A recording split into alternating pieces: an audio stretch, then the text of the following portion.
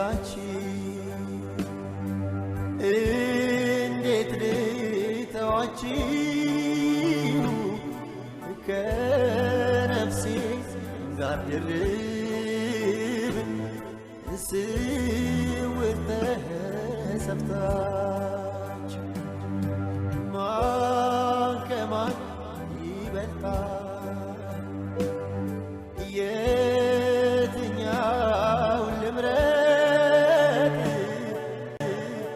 ለካስ ሞት ይሻላል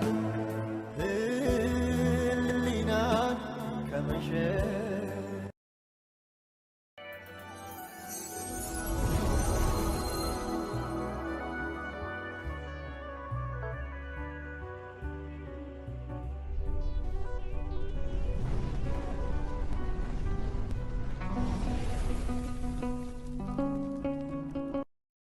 ትናንት ብቻ ከ3 መኪና በላይ አዲስ አበባ ላይ ቤት በዶዘር የፈረሰባቸው ተፈናቃይ ጉራጌዎች ወልቂጤ ዩኒቨርሲቲ ግቢ አርፈው የት እንግባ እያሉ ነው። ልጆቻችንን ትምህርት ቤት አስገቡልን ብለው እየለመኑ ነው እና በደሉ ከልክ አልፏል። ለአፈና ከምትሯሯጡ እነዚህ መግቢያ ያጡ ወገኖችን ዞር በሉና ተመልከቱ። ጉራጌ ሆይ ለወደፊት በሚገጥም ብቻ ሳይሆን ዛሬም እየሆነ ባለው ተመልከት፣ ልብ ብለህ ተመልከት። ዛሬ የሚነዳው ቪኤት እንዳይነጠቅ፣ የሙስና ቅሌቱ እንዳይወጣ፣ ከሥልጣን እንዳይነሣ እይታህን ለሚጋርድብህ እጅ አትስጥ። ጠባቂም ቀባሪም እንዳይኖር ስነ ልቦናህን አድቅቀው ይተዋሃል። በጠንካራ ክልላዊ መዋቅር ራስን በራስ ማስተዳደር፣ መፈርጠም፣ የመደራደር አቅምን ከፍ ማድረግ አለብህ። አቅም አለ። የተገፉ የታሰሩ፣ በመንግሥት መዋቅር ድምፃቸው የታፈኑ ጀግና ልጆች አሉ። ዛሬም ለዚህ የደረስከው ከጀርባና ከፊት ባሉት ልጆች ነው። ከከፍታ አትውረድ፣ የልጆችንም ቅስም አትስበር። ትግልህ ከረገበ በማታንሰራራው መልኩ ያንተንም ሆነ የልጆችን አከርካሪ ሰብረው እንደ ሕዝብ ሕልውናህን ያጠፉታል። ለወደፊት የሚሆን ሳይሆን መሆን የጀመረ እውነት ነው ምነግርህ። ታረቀኝ ደግፌ የደቡብ ክልል ምክር ቤት አባል ቢኩሺ ቢኩሺ አንቄ ቋሺ ይብል ጉራጌ ትትረምበቆነሺ አንቄ ቋሺ ይብል ጉራጌ ትትረምበቆነሺ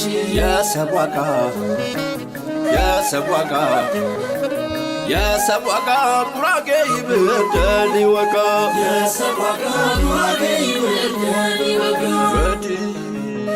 ጉራጌ ብንቃል ካማር ብኸይተ መቸዳሪ በርሸ ሰባይ ቄኺተ ድረድ አቶ ታረቀኝ ደግፌ ለመጀመሪያ ጊዜ ወደ ፖለቲካው ዓለም የተቀላቀለው በ1997 ዓመተ ምህረት የቅንጅት ለአንድነትና ለዲሞክራሲ አባል በመሆን ነበር።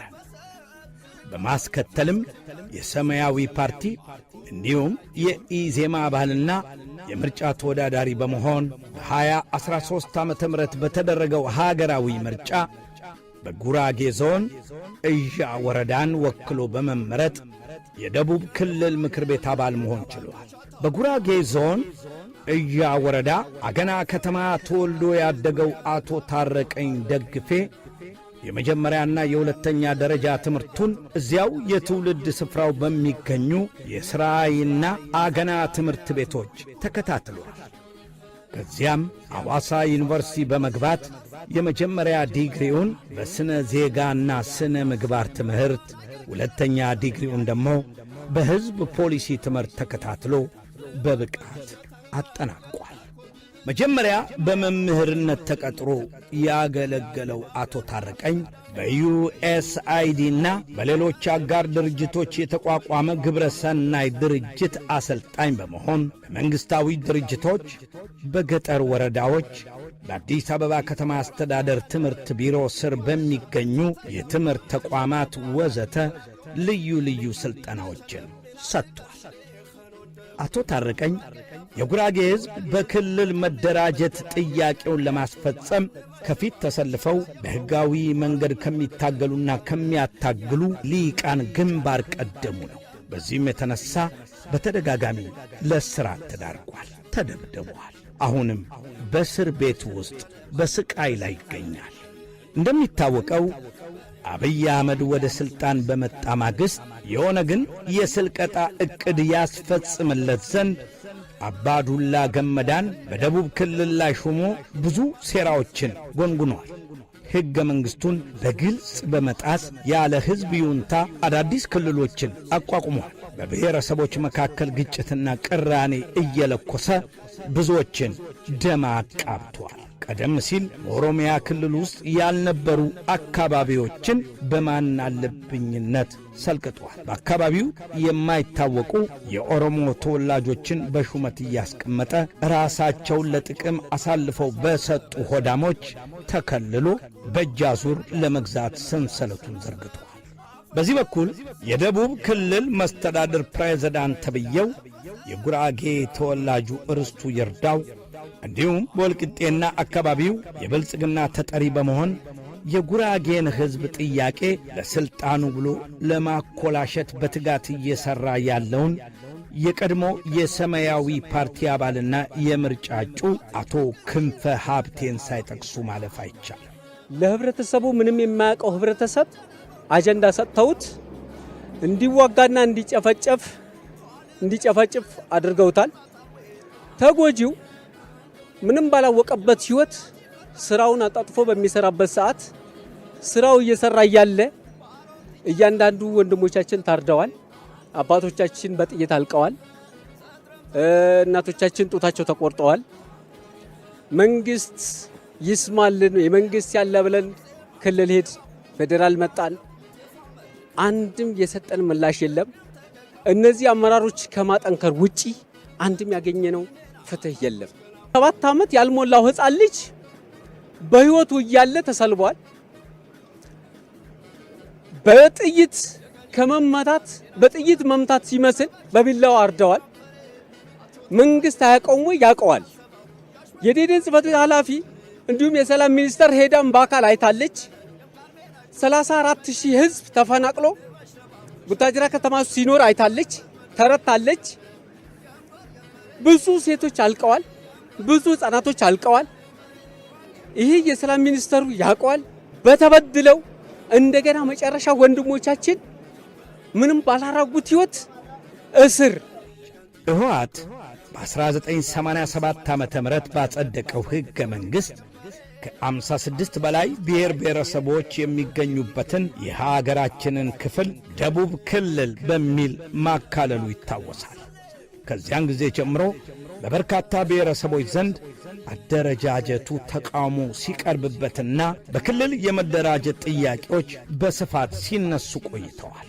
ከነኚህም መካከል የጉራጌ ማኅበረሰብ አንዱ ሲሆን በ1987 ዓመተ ምህረት የደቡብ ክልልን ለመመስረት በሲዳማ ባህል አዳራሽ በተደረገው ስብሰባ ላይ ተካፍለው የነበሩ 33 የጉራጌ ሕዝብ ተወካይ ሽማግሌዎች ይህንኑ በመቃወም ስብሰባውን ረግጠው መውጣታቸው በታሪክ ተመዝግቦ ይገኛል።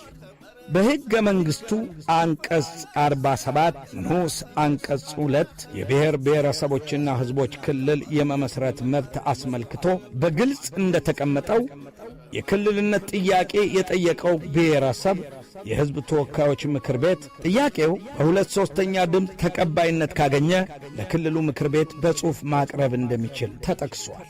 የክልሉ ምክር ቤትም በአንድ ዓመት ጊዜ ውስጥ ለጠየቀው ሕዝብ ወይም ብሔር ብሔረሰብ ሕዝበ ውሳኔ ማደራጀት እንደሚገባው ሕገ መንግሥቱ ላይ በግልጽ ሰፍሮ ይገኛል።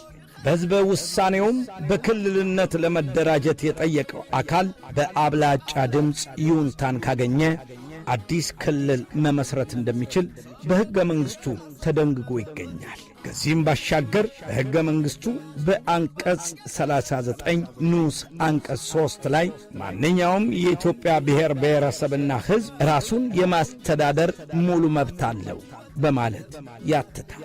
በዚህም መሠረት የጉራጌ ሕዝብ ያነሳው በክልል የመደራጀት ጥያቄ ሕጋዊና ሕገ መንግሥታዊ መብትን ተከትሎ በሰላማዊ መንገድ የተከናወነ ነበር። የጉራጌ ሕዝብ ራስን በራስ የማስተዳደር ጥያቄ የሕዝቡን ፍላጎት ለመረዳት እስከ ታች ቀበሌ ድረስ ውይይት ተደርጎበት መጨረሻ ላይ በጉራጌ ዞን ምክር ቤት በሙሉ ድምፅ የጸደቀው ኅዳር 17 ቀን 2011 ዓ.ም ነበር። የጉራጌ ዞን ምክር ቤት ከሌሎች 4 ዞኖችና ልዩ ወረዳ ጋር በመሆን አንድ ክልል እንዲመሰርት በመንግስት የቀረበውን ሐሳብ በአብላጫ ድምፅ ውድቅ ያደረገው በትላንትናው ዕለት ነበር። የመንግስትን የውሳኔ ሐሳብ የተቃወሙት የምክር ቤት አባላት ዞኑ ራሱን ችሎና ብቻውን ክልል እንዲመሰርት የሚፈልጉ ናቸው። በመንግስት የቀረበውን ከሌሎች ዞኖች ጋር በአንድ ክልል የመደራጀት የውሳኔ ሐሳብ በአብላጫ ድምፅ ውድቅ ያደረገው የጉራጌ ዞን ምክር ቤት 97 አባላት አሉት። ከነዚህም ውስጥ 91 አባላት የውሳኔ ሐሳቡን ያቀረበው የገዢው የብልጽግና ፓርቲ ተመራጮች ናቸው። ቀሪዎቹ 6 አባላት የተቃዋሚው የኢትዮጵያ ዜጎች ለማህበራዊ ፍትህ ኢዜማ ፓርቲ ተመራጮች ናቸው። በአስቸኳይ ጉባኤው ከተገኙት 92 የምክር ቤት አባላት ውስጥ 46 የገዢው ፓርቲ ተወካዮች በፓርቲያቸው የቀረበውን የውሳኔ ሐሳብ አልተቀበሉትም። 6ቱ የኢትዮጵያ ዜጎች ለማህበራዊ ፍትህ ኢዜማ ፓርቲ ተወካዮችም ከሌሎች ዞኖች ጋር በአንድ ክልል የመደራጀቱን ሐሳብ አልደገፉትም። በመንግስት የቀረበውን የጋራ ክልል የመመስረት የውሳኔ ሐሳብ ከተቃወመው የምክር ቤት አባላት ውስጥ የአሜሪካ ድምፅ ያነጋገራቸው አቶ ታረቀኝ ደግፌ ውሳኔ ሐሳቡ ህገ መንግስታዊ መሰረት የለውም ብሏል። በዞኑ ህዝብ ላይ አሉታዊ ተጽዕኖ እንደሚያሳድርም ተናግሯል። ይህ ሐሳብ ኖርማሊ አስፈጻሚው አካል መንግስት ያመጣው አጀንዳ ፕሮግራም ረቂቅ ሐሳብ ነበር። እኛ እያልን ያለነው ይሄ ትክክለኛ የአከላለል ሲስተም አይደለም። የጉራጌ ህዝብ እንደ ህዝብ ሊያስቀጥለው የሚችል አይደለም። አደጋ የሚጥል ነው። ክላስተር ሆኖ ተደራጀ። ሲጀመር ክላስተር የሚባል አስተሳሰብ የለም። ቢሆን እንኳን የገባንበት ካምፕ በቋንቋ ኢቭን በቋንቋ ደረጃ በተለያየ አይነት ተናጋሪዎች ነው። እንደውም በግሩፕ እንኳን የማይገናኝ ግሩፕ ውስጥ ነው የተከተት ነው። በስነ ልቦና በባህል ተቀራራቢነት ኖሮን አብረን እንቀጥልበታለን፣ እንለማበታለን፣ እንለዋወጥበታለን ብለን እሳቤ ስለሌለን ነው። የጉራጌ አፈር ዜማቸው የባሁ ያነኩ ተሳመር ከፍተና ብሁ ግግም ተገባሁ ቦናት ጋቦ ለሕገ መንግሥቱ መሠረትም ይህንኑ ውሳኔም ለደቡብ ክልል ምክር ቤት በጽሑፍ አቅርበዋል። ይሁን እንጂ የክልሉ ምክር ቤት በአንድ ዓመት ጊዜ ውስጥ ሕዝበ ውሳኔ ማደራጀት ሲገባው ዝምታን መርጦ ቆይቷል። በመጨረሻም በነሐሴ ወር 2014 ዓ.ም የጉራጌ ዞንን ከከምባታ፣ ስልጤ፣ አድያ፣ አላባና ሌሎች ዞኖችና ልዩ ወረዳዎች ጋር በክላስተር አዲስ ክልል ለማደራጀት ሐሳብ ሲቀርብ የጉራጌ ዞን ሕዝብ 52 ለ40 በሆነ ድምፅ ውድቅ አድርጎታል። የሕዝብ ተወካዮችም ይህንኑ ለፌዴሬሽን ምክር ቤት ቢያሳውቁም የብሔር ብሔረሰቦችን መብት ያስከብራል ተብሎ የተቋቋመው የፌዴሬሽን ምክር ቤት ግን የጉራጌን ሕዝብ ጥያቄ ሕገ መንግሥቱን ተከትሎ በአግባቡ ለመፍታት አልሞከረም። በግልጽ አቶ መለስ ፓነፍጠኛ የጉራጌ ነፍጠኝነት ታይቷል የሚል ትንታኔ ሁሉ እስከ መስራት ደርሰዋል። ኢትዮጵያ ውስጥ ዋናው ነፍጠኛ አማራ ነው። ፓራ ነፍጠኛው ደግሞ ማን ነው? ጉራጌ ነው። ወያኔ ሲመጣ የጉራጌ ማህበረሰብ ማንነት ከወያኔ ከዘረጋው ስርዓት ጋር ይጋጭ ነው።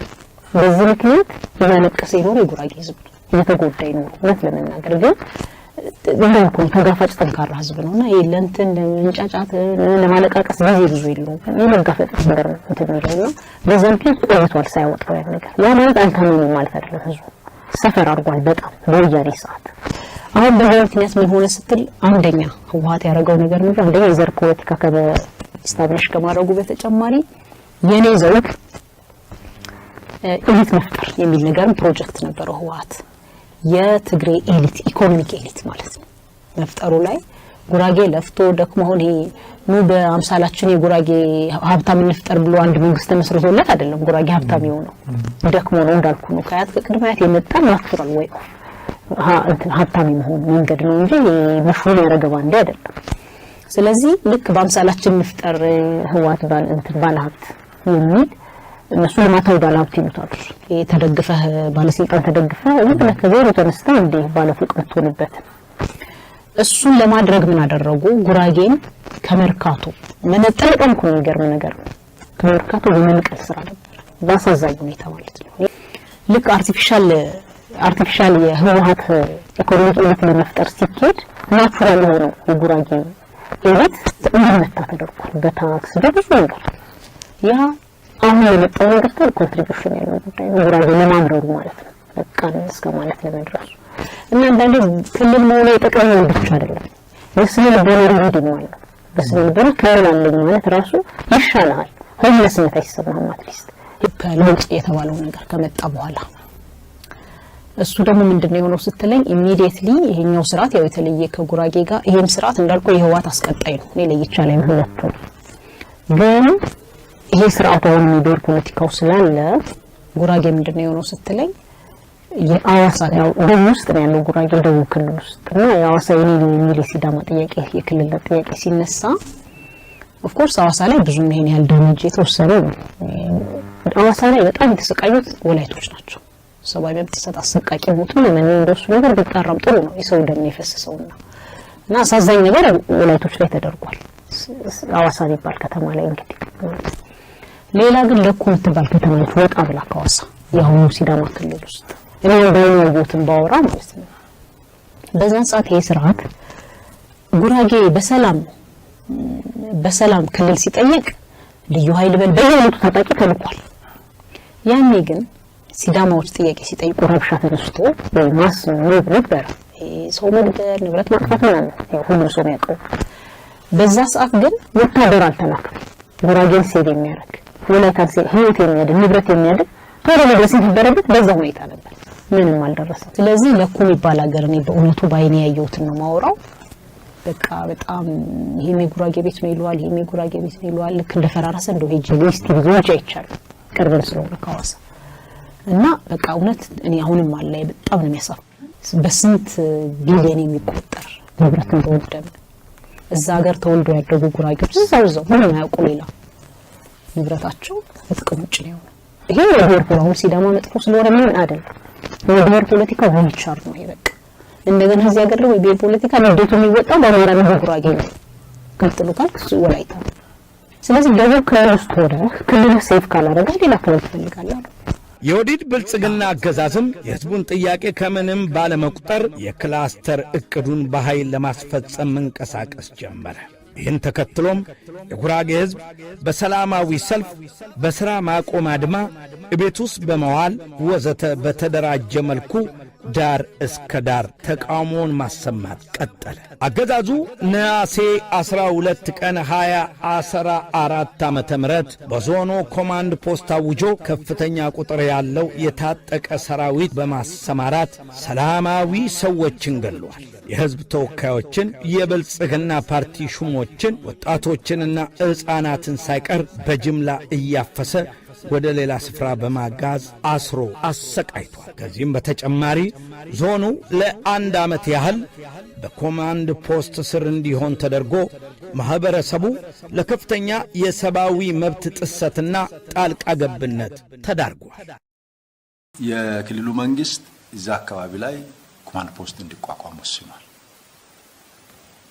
የተደራጀ ኮማንድ ፖስት ይቋቋማል ማለት ነው። በቅንጅት የሚሰራ ኮማንድ ፖስት በዋናነት የፌደራል ፖሊስና የክልሉ ልዩ ኃይል በጥምር የሚመራ ነው የሚሆነው።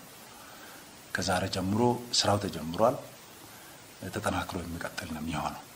በዚህ የትግል ሂደት ቀላል ቁጥር የሌላቸው ጉራጌ ተወላጆች መስዋዕትነት ከፍለዋል። በዋነኛነት ግን የደቡብ ክልል ምክር ቤት የተወካይ የሆነው አቶ ታረቀኝ ደግፌ ላይ ዛሬም ጭምር እየተፈጸመ የሚገኘው በደልና ስቃይ የከፋ ነው። ማንኛውም የምክር ቤት አባል ወንጀል ሲፈጽም እጅ ከፍንጅ እስካልተያዘ ድረስ ማሰር እንደማይቻል በሕግ ተደንግጎ ቢገኝም አቶ ታረቀኝ ብቻ ሳይሆኑ እንደ ወይዘሮ ጠጄ አይነት ለሕዝባቸው መብት የቆሙ የጉራጌ ሕዝብ ተወካዮችም ከቤታቸው ተወስደው ታስረዋል። እኛ ክፍል የነበርነው 106 ነበር። 106 እኛ በጠዋት ነበር የገባነው። ከዛ በኋላ 10 ከገባን በኋላ በቃ የሌለ እንደገባን ጫማ አውልቋሉን፣ ልብሳቸው አውልቋሉን። ይሄን ካሉን በኋላ አዋራ ላይ ተንከባለሉ። ከዛ እንደዛ 100-200 አስቆጥሮ ካሰሩን በኋላ ከዛ በኋላ ጉማነሽ ዱላነሽ በቃ የሁሉም የመጣ 30-40 ሆኖ የመጡት እንዳለ ሁላችሁ ራቁታችን አስተኝቶ ይደበድቡን ነበር።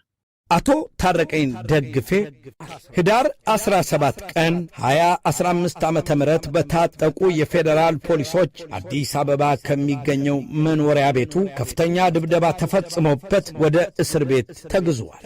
በወቅቱ በስፍራው የነበረው ሰው ድርጊቱን በዚህ መልኩ ይገልጸዋል። 4 መሳሪያ የታጠቁ ፌዴራል ፖሊሶችና 2 ደህንነቶች ወደኛ በመምጣት መታወቂያ ጠየቁን። መታወቂያ አውጥተን እያሳየን ሳለ አንደኛው ፖሊስ ድንገት ታረቀኝን በጥፊ መታው። ለምንድን ነው የምትመታኝ? መታወቂያ እያሳየው እኮ ነው፣ እኔ ሕጋዊ ሰው ነኝ ቢለውም በጫማ ጥፊ ጭምር ደጋግሞ መታው። ታረቀኝም ዱላውን መቋቋም ስላልቻለ መሬት ላይ ወደቀ። እኛም ለምንድን ነው የምትመቱት ስንላቸው በፖሊስ ዱላ እየቀጠቀጡ ተንበርከኩ አሉንና ተንበረከክን። 4 ነበርን። ታረቀኝ አትምቱኝ፣ በሕግ አምላክ የምክር ቤት አባል ነኝ ቢላቸውም እነሱ ግን ከመሬት ላይ ሸሚዙን ይዘው እየጎተቱ በዱላና በሰደፍ ክፉኛ ደበደቡት። እጁ ተጋግጧል፣ ደረቱ ላይ ደምቷል። ድብደባው በጣም ስለጎዳው መናገር ሁሉ አቅቶት ነበረ። በመጨረሻም እኛን ትተው ታረቀኝን በፓትሮል ጭነው ወሰዷቸው። በወቅቱ ታረቀኝ መኪና ላይ መውጣት አቅቶት ፌዴራሎቹ ናቸው አንስተው ፓትሮል ላይ የጫኑት። በዚህ መልኩ የተያዘው አቶ ታረቀኝ ወደ ሐዋሳ ከተማ ተወስዶ ከታሰረ በኋላ በጉራጌ ዞን ወልቂጤ ከተማ የተቀሰቀሰን ሁከት የምትመራው አንተነ በሚል ፖሊስ ፍርድ ቤት አቅርቦት ነበር። ሆኖም ከ38 ቀናት እስር በኋላ በ100,000 ብር ዋስትና ሊፈታ ችሏል። በተፈታበትም ወቅት ያስተላለፈው መልእክት የሚከተለውን ይመስላል። እኔ የሕዝብ ተወካይ ነኝ። የምሠራው የውክልና ሥራ ነው። በተሰጠኝ የውክልና ሥራ የጉራጌ ሕዝብ ራሱን በራሱ ማስተዳደር አለበት ብዬ ባገኘሁት መድረክ ሁሉ እሞግታለሁ፣ አምርሬ እታገላለሁ። ፈጽሞ ዝም አልልም። በዚህ አቋሜ ለደቂቃም ቢሆን አላፈገፍግም። ይህን አቋሜን የሚጠሉ አካላት በጥምረት እንድታሰር ቢያሴሩ እስሩ ቢሳካላቸውም እኔን መስበሩና የጉራጌ ሕዝብ መብት ማፈኑ አልተሳካላቸውም፣ ወደፊትም አይሳካላቸውም። የሆነ ሆኖ ለደቂቃ መታሰር መያዝ ሳይኖርብኝ ለ38 ቀናት የግፍ ጽዋ ስጋት ከርሜ ይበልጥ ጠንካራ ሆኜ መጥቻለሁ። ጠላትም ወዳጅም ማወቅ ያለበት በማንኛውም ማዕበል ነቅነቅ የማልል የምኖርለትና የምሞትለት አቋም አለኝ። ለዚህም ትግሌ አጠናክሬ ቀጥላለሁ። ጉራጌ ክልል ነው። ታረቀኝ ደግፌ ፍታኒ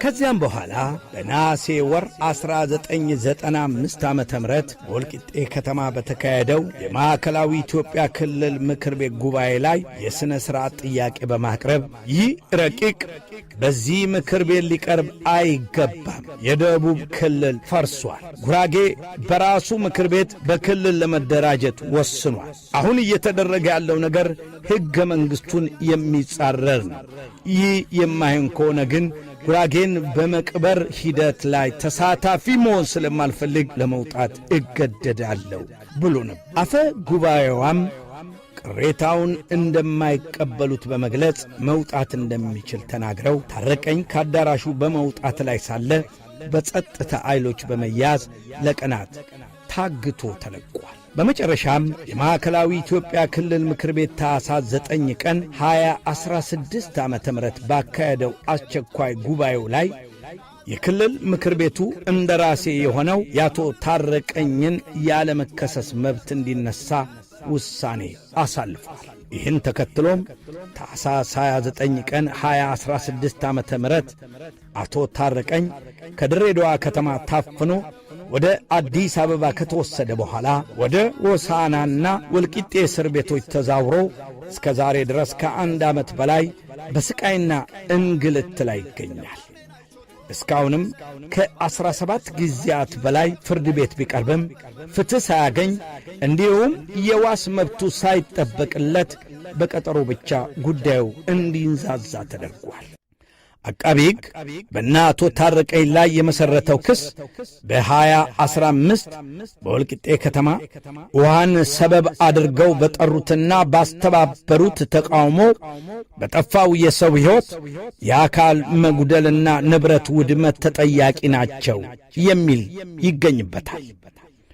እንደሚታወሰው በወልቂጤ ከተማ ተከስቶ በነበረው ከፍተኛ የውሃ እጥረት የተማረሩ ነዋሪዎች ጀሪካናቸውን ይዘው አደባባይ መውጣታቸው ከጥፋት ተቆጥሮ በርካታ ሰላማዊ ሰዎች በአገዛዙ ወታደሮች በግፍ መጨፍጨፋቸው አይዘነጋም። አገዛዙ ራሱ በጥይት ገድሎ ሌላውን ጥፋተኛ አድርጎ ይወነጅልበታል። እንደሚታወቀው ወልቂጤ ላይ በቅርቡ ውሃ ብሎ የወጣ ህዝብ ላይ ተኩሶ እንደገደሉ የመንግስት ታጣቂዎች ይታወቃል። ይህንን ተከትሎ የዞኑ መንግስት ኃላፊነት ወስዶ ካሳ ከፍሎ ያጠናቀቀው ጉዳይ ዛሬ ካርዱን መዞ እስረኞች ላይ እነሱ ናቸው የፈጸሙት ብሎ ገና እንደ አዲስ ማምጣቱ በጣም አስገራሚ። ካሳው በሁለት ዙር ከፍሎ የሀገር ሽማግሌዎች ባሉበት 300,000 ብር ነው የተከፈለው ለእያንዳንዱ። በጉራጌ ባህል መሰረት እንደዚህ ነው ካሳ ለእያንዳንዱ ቤተሰብ ከፍሎ አጠናቆ ጨርሶ። የታወቀው ወልቂጤ ላይ በቅርቡ ውሃ ብሎ የወጣ ህዝብ ላይ ተኩሶ እንደገደሉ የመንግስት ታጣቂዎች ይታወቃል። ይህንን ተከትሎ የዞኑ መንግስት ኃላፊነት ወስዶ ካሳ ከፍሎ ያጠናቀቀው ጉዳይ ዛሬ ካርዱን መዞ እስረኞች ላይ እነሱ ናቸው የፈጸሙት ብሎ ገና እንደ አዲስ ማምጣቱ በጣም አስገራሚ። ካሳው በሁለት ዙር ከፍሎ የሀገር ሽማግሌዎች ባሉበት 300,000 ብር ነው የተከፈለው ለእያንዳንዱ። በጉራጌ ባህል መሰረት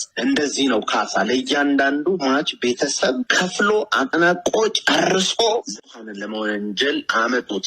ጉርዳ የቃል ኪዳን ስምምነት ማለት ሲሆን ይህ ደንብ በጠቅላላ ቤተ ጉራጌዎች የሚሰራበትና በጣም የሚከበር የባህላዊ አስተዳደር ደንብ ዋነኛ አካል ነው። ምንም እንኳን የጉራጌ የአገር ሽማግሌዎች ተሰብስበው ከጉራጌ ትግል ጎን በመቆም አቶ ታረቀኝ ጉርዳ ሰጥተውት የነበረ ቢሆንም አሁን ግን ያን ቃላቸውን በማክበር ላይ ባለመሆናቸው የተከበረውን ባህል እንዳረከሱት የሚናገሩ ሰዎች አሉ። ለአቶ ታረቀኝ የተሰጠው ጉርዳ ትርጉም ይህን ይመስላል። የሚመረቀውን ያልመርቀናል። አሁን ግን አንድ ነገር ይቀረናል። አንዳችን ወደፊት አንዳችን ኋላ ላንል፣ የተናጠል ጉዞ ላንጓዝ፣ በአንድነት ልንቆም፣ እኛንም ብሎ ከፊት የቆመው አንዱ ልጃችንን እኛ የጉራጌ ሽምግልና አባቶች ከፊት ያደረግነው አንዱ ልጃችንን በወሬ በውዥንብር ምንም ቢባል ምንም የፈለገው ቢመጣም አንዱ ልጃችንን አንዱን ቀኙ እጃችንን አሳልፈን ላንሰጥ፣ እሱንም በምንም አይነት ሁኔታ ትተነው ጥለነው ወደ ቤታችን ላንገባ ዘላለማዊውን ቃል ኪዳን ጉርዳ ገብተናል። ይህንንም ቃል ኪዳን ዘላለማዊ ጉርዳን ሰጥተነዋል በማለት ሽማግሌዎቹ እጅ ለእጅ ተያይዘው በሚከተለው መልኩ ቃል ኪዳን ገብተው ነበር።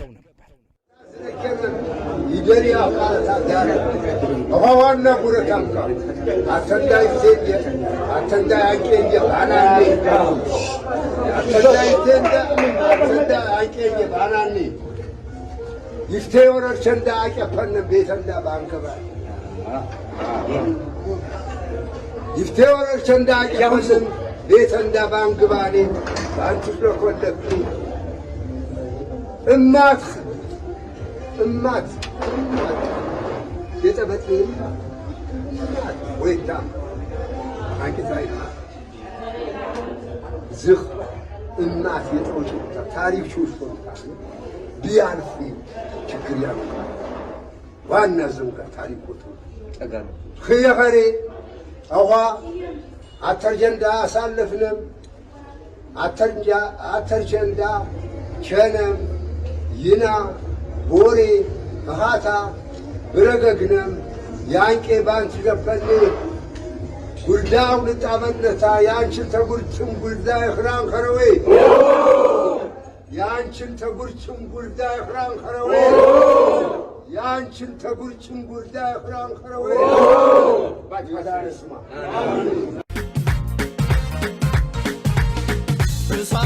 ብኼቾና እሳት ብኼቾና እሳት ብኼቾና እሳት ብኼቾና አሞሰረን የቸን በጠኔ ሜሰማ ተድረሙሽ ጉራጌ ዩድያቸነ ወይማ ጋዋቲው የሽን ቤት ያኸረ ቤቱ ሰብያነ በሪ ወጥ ገገታት ይቀርጡ የኸሳው ጉራጌ ወርኸ መደር ወርኸ ያዶር ሸቤን ኸድ በዛዛ ወርኸ እሳት እሳት እሳት እሳት እሳት እሳት እሳት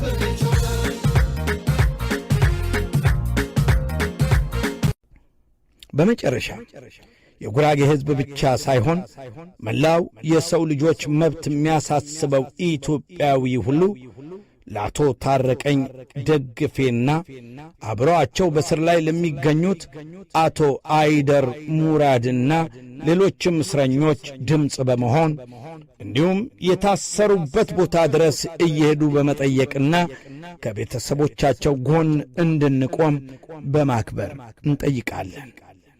አዘጋጅተን ያቀረብንላችሁ ጋዜጠኛ ቅዱስ ሀብት በላቸውና እኔ አርቲስት ሽመልስ አበራ ጆሮ ነን። ቸር እንሰንብት።